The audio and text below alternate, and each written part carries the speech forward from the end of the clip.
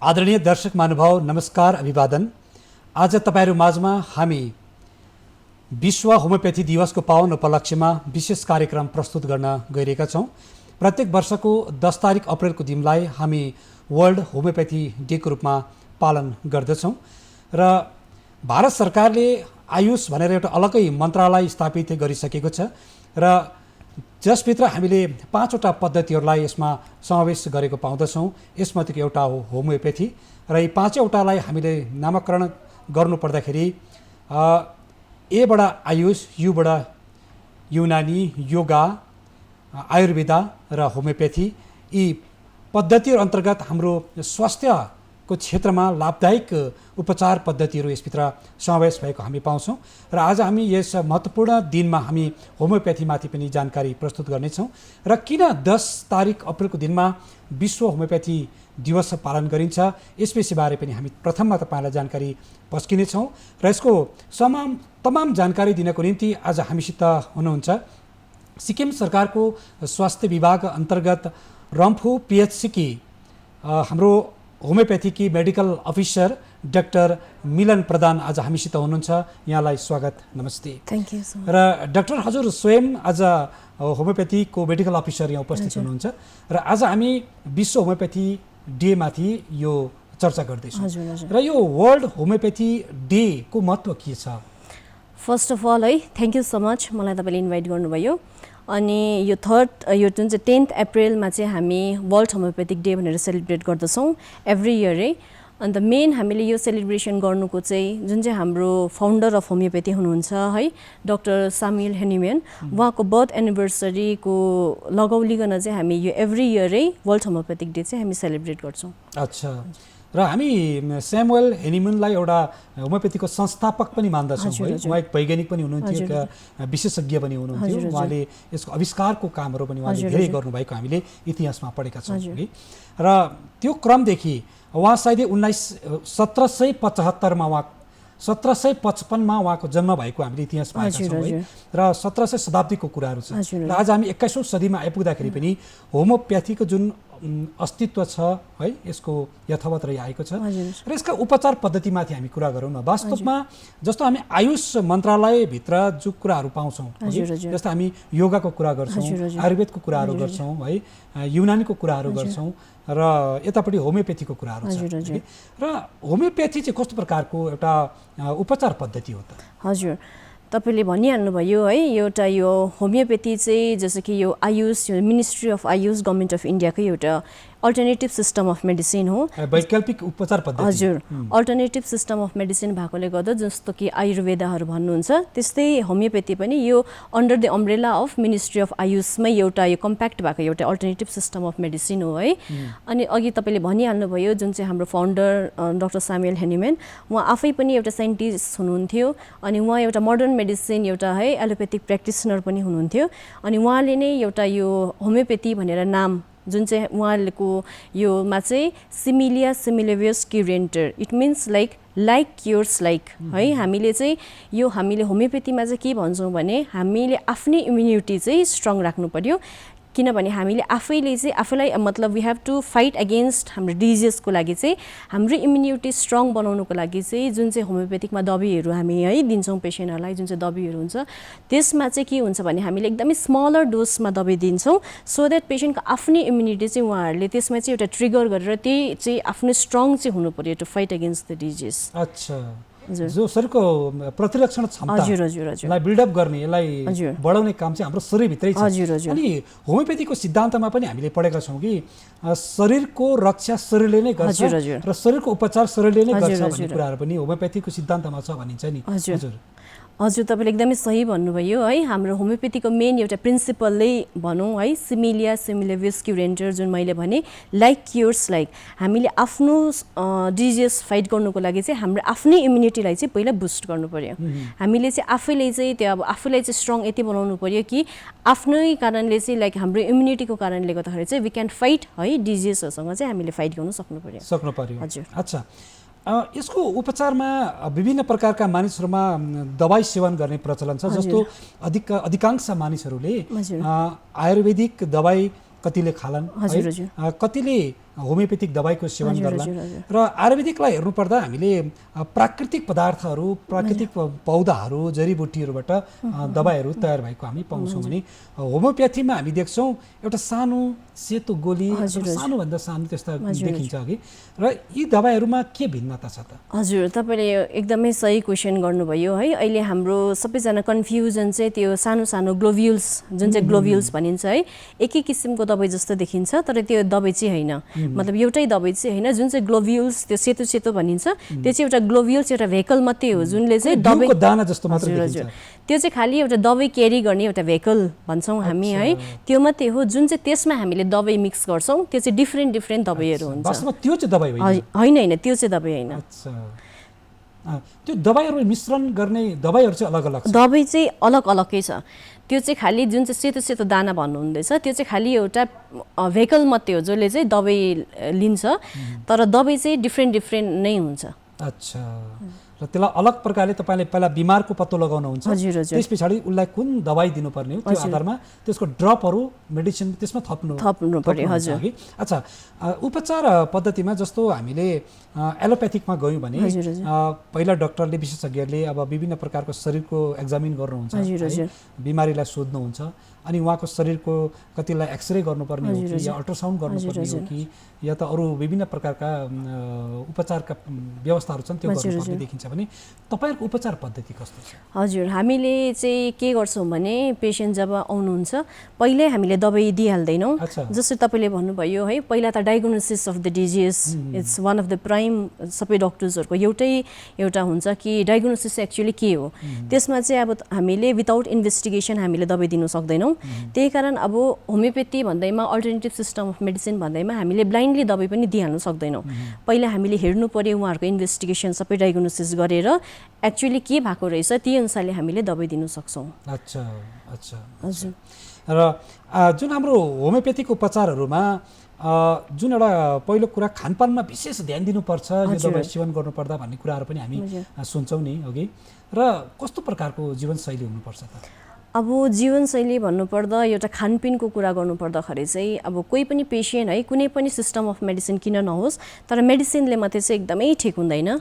त्यो सँगसँगै हामीले आफ्नो लाइफस्टाइल, जुन चाहिँ हाम्रो लाइफस्टाइल छ है, अब मर्निङमा एक्सर्साइज अलिअलि गर्नु पर्यो, त्यस पछाडि खानाको तरिका जुन चाहिँ अहिले हाम्रो अब जङ्क फुड खाने हाम्रो चलन बेसी भएको छ, यसमा हामीले प्लेन खाना, घरकै खाना, स्पेसली होममेड फुडै प्रिफर गरेर सागसब्जीहरू मजाले खाएर मेनली चाहिँ आफ्नो लाइफस्टाइलै चेन्ज गर्नु पर्यो। त्यो सँगसँगै मात्रै दबाई खानुभयो भने राम्रो हुन्छ। त्यही कारण चाहिँ हामी दबाई मात्रै नभनेर दबाई सँगसँगै हामीले है लाइफस्टाइल चेन्जेस, अब जस्तो कि आफ्नो एभ्रिडेको एक्सर्साइजहरू, खानपिनहरू सबै ध्यानमा राख्नुहोस् भनेर चाहिँ हामी पेसेन्टहरूलाई एडभाइस गर्छौँ। मान्छेको शरीरमा विभिन्न प्रकारको बिमार हुन्छ नि, र हरेक बिमारलाई निराकरण गर्नको लागि दबाई सेवन गर्ने गर्छन् मान्छेहरू। र होमियोपेथी उपचारमा विशेष कुन कुन बिमारलाई चाहिँ जडैदेखि निकाल्न सकिन्छ होला त? हजुर, स्पेसली अहिले हामी हेरिरहेको छौँ, अहिले सबैजना नै specially they are more interested in AYUSH, like अब अल्टरनेटिभ सिस्टम अफ मेडिसिनमा आउनुको उहाँहरूको मेन एउटा अब सोच नै भएको छ कि यसमा साइड इफेक्ट एकदमै कम्ती छ या त निल छ भन्ने। अन्त अर्को कुरा चाहिँ अब है, सधैँभरि लामो टर्मसम्म दबाईहरू खाँदा त्यसको कम्प्लिकेसनहरू, त्यसको साइड इफेक्टहरू पनि हामीले बेसी देख्ने गर्छौँ। तर एभ्री सिस्टम अफ मेडिसिनको एउटा आफ्नै एडभान्टेज छ अनि डिसएडभान्टेजहरू पनि छ। त्यस्तै प्रकारले अब जसरी भन्नुहुँदैछ तपाईँले है, दबाई खानु हुँदाखेरि चाहिँ एउटा होमियोपेथीमा चाहिँ एउटा के छ भने चाहिँ अलिकति नबुझ्नु भएको कारणले गर्दा लामो समयसम्म दबाई खानुपर्छ भने त्यो छ है, तर एकदम लङ कोर्सहरू पनि त्यो डिजिज वाइज हुन्छ। जसरी तपाईँले भन्नुहुँदैछ कुन कुन बिमारहरूमा, हाम्रोमा सबै नै बिमारहरू अहिलेसम्म हामीले हेरिरहेको छौँ अनि हेर्दैछौँ पनि। अब जस्तो स्पेसली चाहिँ नन कम्युनिकेबल डिजिजहरू जुन चाहिँ अहिले एकदमै बढेर गएको छ है, जस्तो कि डायबिटिसहरू भयो, तपाईँको हाइपरटेन्सनहरू भयो, त्यो छोडेर तपाईँको अहिले एथराइटिसहरू है, हात खुट्टा दुख्ने, तपाईँको गाउटी एथराइटिस, रुमेटिक एथराइटिसहरू भयो, अनि स्पेसली स्किनको प्रब्लमहरू पनि है, जस्तो कि वाटहरू, अरू पनि स्किनको प्रब्लमहरू छ। अनि फिमेलको प्रब्लमहरू जस्तो कि तपाईँलाई याद छ डिस्मेनोरियाहरू भयो, कतिवटा त्यसमा अब सबैमा नै दबाईहरू चाहिँ एकदमै राम्रो छ। अन्त यो होइन कि तपाईँले दबाई एकदमै लामो खानुपर्छहरू भन्ने छैन। तपाईँको अब डिजिजको कन्डिसन हेरेर यदि तपाईँको एक्युट छ भने त्यही अनुसारले दबाई, किनभने मानिसहरू होमियोपेथीमा चाहिँ तब मात्रै सिफ्ट हुन्छ जब चाहिँ लामो बिमार भइसकेर आउनुभएको कारणले गर्दाखेरि चाहिँ अलिकति लामो कोर्स हुनसक्छ। तर यस्तो होइन कि सबै बिमारमै तपाईँको लामो दबाई खानुपर्छ भने चाहिँ त्यस्तो छैन। अच्छा, बिमारी सुरुवातको लक्षण देख्ने बित्तिकै होमियोपेथीमा आएर उपचार गर्नु भने सायदै हरेक प्रकारको जडदेखि नै बिमार निस्केर जान्छ। हजुर, एकदम। तर मानिसहरू घरि एलोपेथिकमा जाने, धेरै लामो समयसम्म खाने, अनि त्यो दबाईले पनि जाती भएन भने फेरि आयुर्वेदमा कुद्ने, आयुर्वेद खाँदा पनि भएन भने फेरि होमियोपेथीमा आउने, यो खालको मान्छेको मनोवृत्तिहरू छ। यसो हुनाले गर्दाखेरि चाहिँ कुनै क्रोनिक डिजिजहरू भइसकेको छ भने पनि निको हुन सक्छ। हजुर हजुर, अब हामी क्रोनिक डिजिजहरू पनि हेर्छौँ, एक्युट डिजिजहरू पनि हेर्छौँ। अब सबैको मैले अघि तपाईँलाई भनेको अनुसारले अब कोही एक्युट एकदमै पेन, सिभियर पेन एक्युटहरू छ भने अब त्यति बेला त हामीलाई एक्युट इमर्जेन्सी एलोपेथिकैको जरुरी पर्छ है, प्रिफर गर्नै पर्छ। तर त्यो छोडेर अब त्यो तपाईँले एक्युट अलिक ठिक बनाउनु भएर यदि रिपिटेड भइरहेको खण्डमा यदि घरिघरि भइहाल्यो भने चाहिँ फेरि हामी उहाँहरूलाई चाहिँ होमियोपेथीबाट बिस्तारै तपाईँलाई त्यो के चाहिँ भएको रहेछ त्यो ठिक गराउन सक्छौँ। सिक्किममा अधिकांश बिमारीहरू नि डाक्टर हामी देख्छौँ डायबेटिक पेसेन्टहरू ज्यादा छन्। दिनोदिन यो बिमारको सङ्ख्या बढ्दो छ। अर्कोपट्टि हामीले हेर्नुपर्दा गल ब्लाडरमा जुन हामी पत्थरी बनिने, साधारण भाषामा यसलाई गल स्टोन पनि भनिन्छ, किडनीतिर पनि पत्थरी बनिने अघि यो व्यापकमा बढेर गएको छ। यसको पनि सुरुवातका यसका लक्षण देख्ने बित्तिकै उपचार गरे निको हुन्छ। हजुर हजुर, एकदम सही भन्नुभयो। किनभने हाम्रोमा अझै पेसेन्टहरू आइरहनु भएको छ, किनभने जसको चाहिँ इनिसियल फेज डायबिटिस लाग्दै भयो है। अब स्टोन पनि तपाईँको अब सबै स्टोनहरू होइन, स्टोनको पहिला साइज हेर्नु पर्यो है। अब तपाईँको किडनी स्टोन भन्नुको मतलब नेफ्रोलिथियोसिस पहिला पास हुने जग्गा हेर्नु पर्यो। त्योभन्दा ठुलो तपाईँको स्टोन एमएममा छ भने त अब त्यो त एकदमै चान्सै भएन। तर इनिसियल फेजमा त्यो स्टोन सँगसँगै तपाईँलाई अरू प्रब्लमहरू पनि हुन्छ है। अब जस्तो कि ग्यास्ट्राइटिसहरू भयो, अरू केहरू प्रब्लम भयो, हामीले त्यो सँगसँगैको सिम्टम्सहरू सँगसँगै पनि हामीले त्योहरू हेरेर पनि दबाई दिन्छौँ। अच्छा, जसले अब लगातार रूपमा सेवन गर्नुहुन्छ तब निराकरण हुन सक्छ बिमारहरू। कतिले भन्छन् नि जो चाहिँ शाकाहारी मानिसहरू छन्, भेजिटेरियन छन्, उनीहरूको लागि चाहिँ होमियोपेथिक ठिक हो, मांसाहारीको लागि, नशालु पदार्थ सेवनकारीहरूको लागि चाहिँ ठिक होइन, यसले चाहिँ असर पर्दो रहेछ भन्ने खालको कुराहरू पनि हामी गरेको हुन्छौँ नि। यसमा पनि तपाईँ विशेषज्ञ भएको हैसियतमा स्पष्टीकरण दिनु। हजुर, अब त्यस्तो त केही पनि छैन। अहिले हाम्रो सिक्किममै हेऱ्यौँ भने पनि भेजिटेरियन त एकदमै कम्ती नै छौँ है, सबैजना ननभेज हामी खानेहरू नै हौँ। तर अब यस्तो होइन कि भेजिटेरियनलाई नै सुट गर्छ, नन भेजिटेरियनलाई नै सुट गर्छ भन्ने हुँदैन। तर अब एउटा हो कि अब अघि मैले भनेको अनुसारले तपाईँलाई अब बिमारी हेरेर, जस्तै कि अब कसैलाई एकदमै ग्यास्ट्राइटिस घरिघरि भइरहेको छ, कसैलाई अब डायबिटिस एकदमै बेसी, हाइपरटेन्सिभ बेसी छ भने त हामी उहाँहरूलाई अब एउटा ननभेज अलिक कम्ती गर्नुहोस्, कन्ट्रोल गर्नुहोस्, अलिकति भेजिटेबल्स, ग्रिन भेजिटेबल्सहरू लिनुहोस् भनेर एडभाइस दिन्छौँ। तर यो होइन कि अब होमियोपेथी दबाई चाहिँ ननभेज खानेलाई चाहिँ अब लाइक एडभान्टेज छैन त्यस्तो भनेर चाहिँ एउटा होइन त्यो चाहिँ। अच्छा, जसले पनि यो दबाई सेवन गर्दा उपचार गर्दाखेरि निको हुन सक्नुहुन्छ। तर यति हो, उहाँले दबाई सेवन गरेपछि बार्नुपर्ने कुराहरू, मुख बार्ने कुराहरू, नियमहरू छन्, त्यसलाई चाहिँ हरेकले पालन गर्नुपर्छ, निको हुन सक्छ। एउटा कुरालाई राम्रो पाराले स्पष्टीकरण हामीले के दिनुपर्ने देखिन्छ भने अघि पनि हामीले कुरालाई अलिकति छोएका छौँ, जुन हेर्दाखेरि सानो कुनै तोरीको दाना जस्तो तर यो सेतो रूपमा देखिन्छ कि हजुर अघि भनिहाल्नुभयो, वास्तवमा त्यो दबाई होइन, त्यसमा हामी दबाई लगाइदिन्छौँ। अनि मान्छेको एउटा के भने ठुल्ठुलो ट्याब्लेट खाने, पानी खाने, त्यसले गर्दाखेरि मात्रै दबाई खाए जस्तो उहाँलाई अनुभव हुन्छ। तर उहाँले त्यो मसिना 3वटा 4टा दाना खाँदा म के जाति हुन्छु होला र भन्ने खालको उहाँहरूकोमा एउटा मनमा प्रवृत्तिहरू जाग्छ कि यसलाई स्पष्ट गरौँ न, यसलाई कतिको लामोसम्मको डोज हुन्छ अनि यो दबाईले खाएपछि कुन ढङ्गले शरीरमा काम गर्दै जान्छ?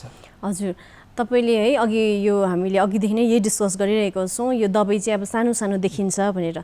तर होमियोपेथीमा सिर्फ सानो सानो यो ग्लोब्युल्समा जुन चाहिँ दबाई हाल्छ यो मात्रै दबाई चाहिँ हुँदैन। तर अब यो चाहिँ मेन दबाई, यसलाई चाहिँ हामी पोटेन्सी भन्छौँ है, 30, 200, 1M, 10M त्यसरी बढ्दै जान्छ। तर यो छोडेर हाम्रोमा फेरि बायोकेमिक ट्याब्लेटहरू पनि हुन्छ, ट्याब्लेटहरू पनि हामी पेसेन्टलाई दिन्छौँ। यो होइन कि लाइक सानो सानो दाना मात्रै दबाईमा हुन्छ भन्ने होइन, त्यो सँगसँगै हामीले उहाँहरूलाई ट्याब्लेटको दबाई पनि दिन्छौँ।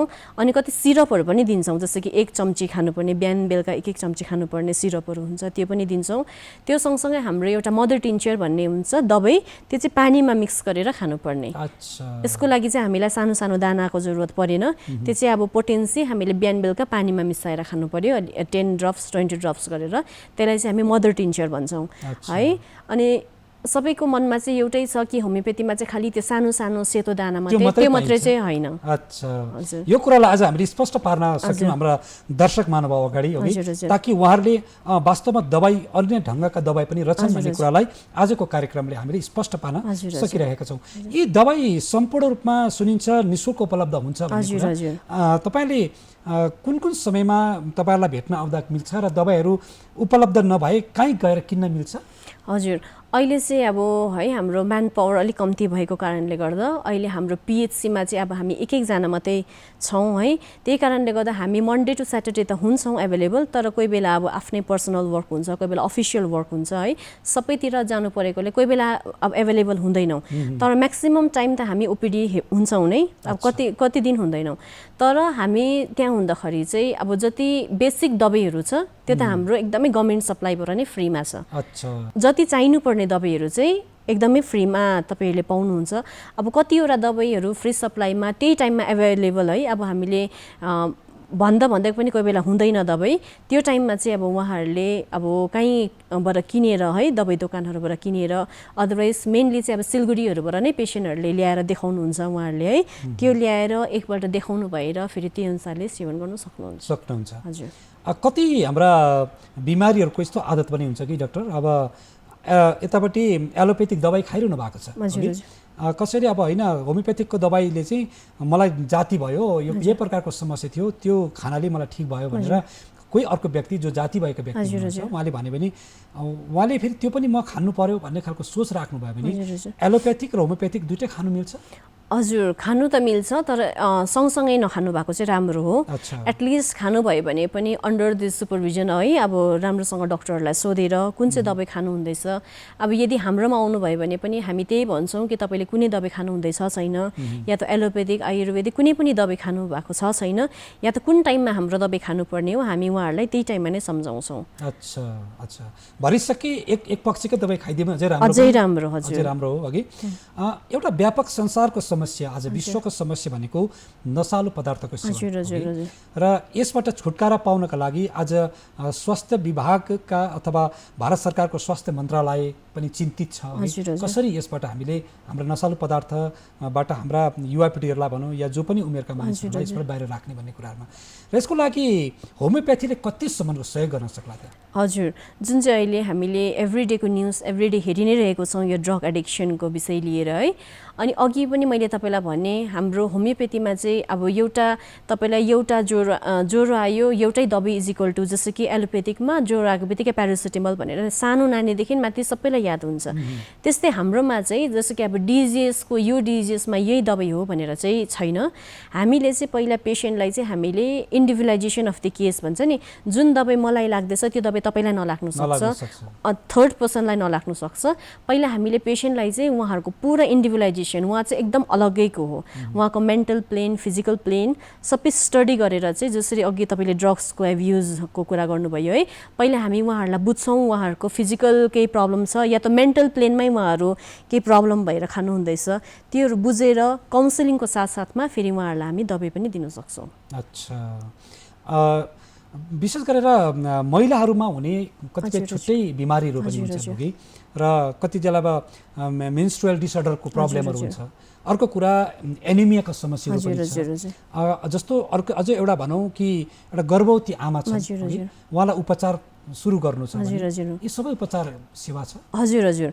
अहिले त स्पेसली फिमेलको प्रब्लमहरू जसरी तपाईँले भन्नुभयो है, मेन्स्ट्रुअलको डिसअर्डरहरू भयो या त इरेगुलरिटी अफ मेन्सेसको, डिस्मेनोरिया जुन चाहिँ पिरियडिक तपाईँको पुरा पेन हुन्छ है, उहाँहरूको लागि पनि एकदमै राम्रो दबाईहरू एभाइलेबल छ।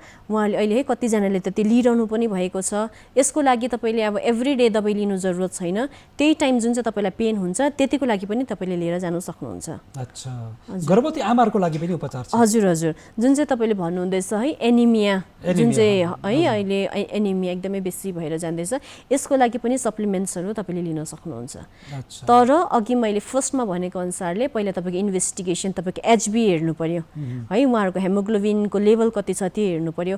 अब उहाँहरूको हेमोग्लोबिन लेभल यति कम्ती छ जहाँ चाहिँ उहाँहरूलाई ब्लड ट्रान्सफ्युजनको जरुरत छ, त्यसमा अब हामीले त्यो टाइममा दबाई स्टार्ट गराएर त हामीले पेसेन्टलाई रिस्कमा राख्नु सक्दैनौँ।